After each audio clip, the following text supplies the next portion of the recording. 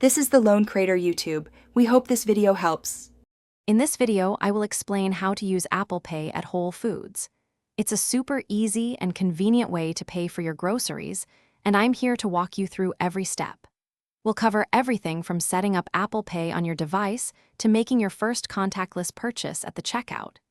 Get ready to simplify your shopping experience and enjoy the benefits of this modern payment method.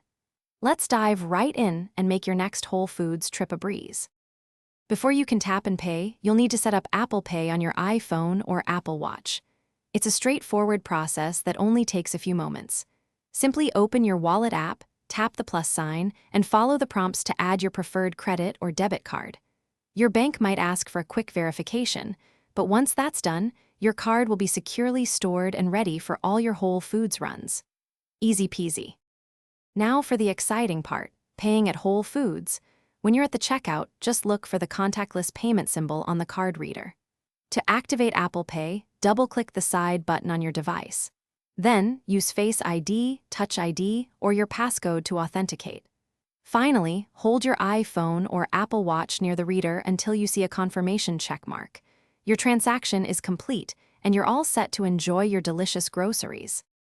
Using Apple Pay offers fantastic benefits beyond just convenience.